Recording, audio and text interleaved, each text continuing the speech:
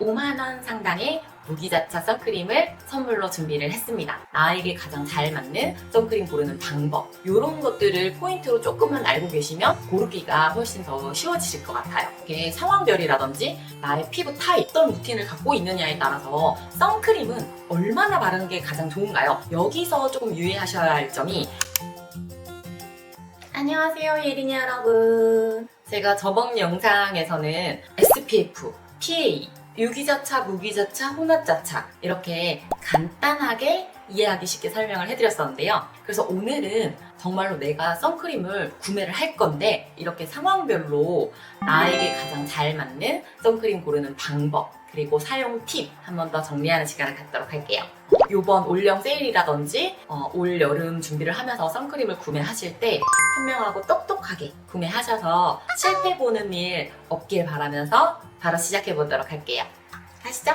유기자차 같은 경우에는 화학적 차단제, 그래서 또 눈이 예민하신 분들은 이 눈시림을 한 번쯤은 다들 경험해 보셨을 것 같은데, 메이크업 전에 사용하시기에는 또 유기자차가 굉장히 좀 활용도가 높은 선크림이라고 보시면 될 것 같고요. 무기자차 선크림 같은 경우는 이제 물리적으로 차단을 해주는 이런 선크림이라고 말씀을 드렸는데요. 자극이 없고 화학적 성분이 거의 들어가지가 않아서 아이들부터 이제 피부가 민감하신 분들까지 사용하기가 좋은 선크림이다. 반면에 약간의 백탁 현상이 있어서 메이크업 전에 바르게 되면 이제 하얗게 뜬다든지 아니면 모공에 이제 사이사이에 조금 낀다든지, 요즘은 또 무기자차도 굉장히 좋은 발림성으로 나온 제품들이 많기는 하지만 그래도 약간의 이런 것들에 대한 차이는 있을 수 있습니다. 혼합자차 같은 경우에는 유기자차의 장점과 무기자차의 장점을 조금 섞어놓은 제품이다라고 생각을 하시면 될 것 같은데요. 백탁 현상은 최소화시키면서도 발림성은 최대한 좋게 만들어 놓은 제품이 혼합자차 제품이다라고 생각을 하시면 될 것 같습니다. 근데 이 선크림이 정답이 없기 때문에 잘 맞는 선크림을 고르는 게 사실 관건인 것 같아요. 고르는 기준에 있어서 이런 것들을 포인트로 조금만 알고 계시면 고르기가 훨씬 더 쉬워지실 것 같아요. 선크림 같은 경우에는 SPF나 PA 지수가 높다고 해서 지속력이 긴 거는 아니에요. 선크림은 뭐 2시간에서 4시간 사이에 계속 덧발라주시는 게 가장 효과가 좋은데, 외출 2-30분 전에 발라야 한다. 이거는 유기자차의 경우에는 자외선 차단 기능을 할 수 있기 때문에 미리 바르고 나가라라고 말씀을 드리고요. 무기자차 같은 경우에는 바르는 즉시 차단되는 효과가 있기 때문에 이런 부분도 참고하시면 좋을 것 같습니다. 그럼 여기서 선크림은 얼마나 바르는 게 가장 좋은가요? 이 양에 대해서 조금 궁금해 하시는 분들도 많은 것 같은데, 가장 기본적으로 하는 이야기는 500원짜리 동전 크기만큼 바르는 게 가장 좋다라고 이렇게 알려져 있는데요. 여기서 조금 유의하셔야 할 점이, 특히나 메이크업 전에 양을 너무 많이 바르게 되면 화장이 전부 다 밀려버리는 경우가 많기 때문에 기본적으로는 500원짜리 크기만큼 바르는 게 가장 좋지만, 메이크업을 하시는 여성분들이라면 양을 조금 적당히 꼼꼼하게 발릴 정도로만 하셔서 양을 조절해 주셔야 메이크업이 밀리지 않습니다.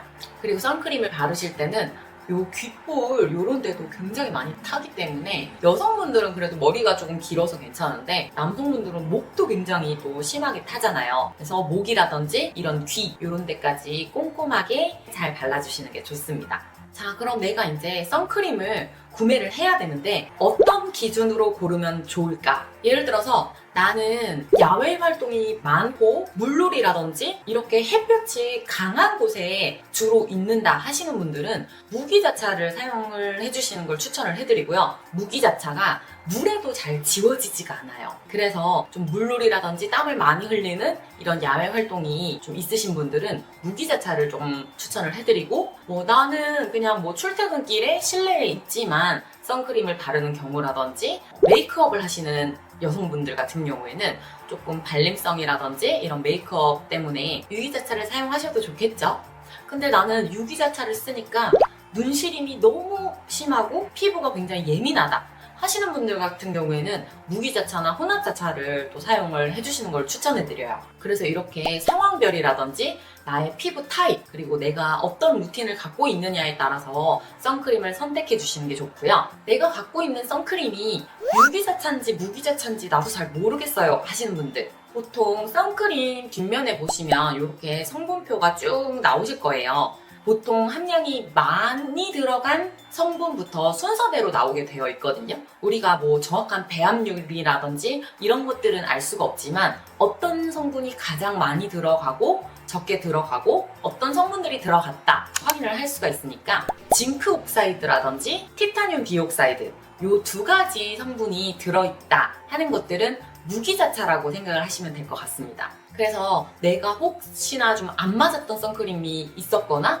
아니면 나는 유독 잘 맞았던 선크림이 있는데 하시는 것들이 있으면 뭐 유기자차였는지 무기자차였는지 이런 것들도 한번 체크하셔서 다른 또 선크림을 구매하실 때 조금 참고가 되시면 좋을 것 같아요. 오늘 이렇게 간단하게 선크림 고르는 방법에 대해서 알아봤는데요. 조금이라도 도움이 되셨을까요? 저 같은 경우에는 메이크업 전에 유기자차나 혼합자차를 사용해서 좀 메이크업이 잘 먹을 수 있도록 이렇게 자외선 차단제를 사용해주는 편이고요.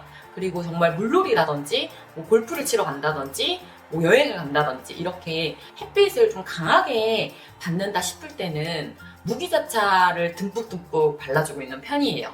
그래서 이렇게 선크림도 딸랑 한 개만 사용하는 게 아니라 이렇게 좀 상황에 따라서 나한테 잘 맞는 선크림을 잘 선택하셨으면 좋겠습니다. 오늘 제가 준비한 영상은 여기까지고요.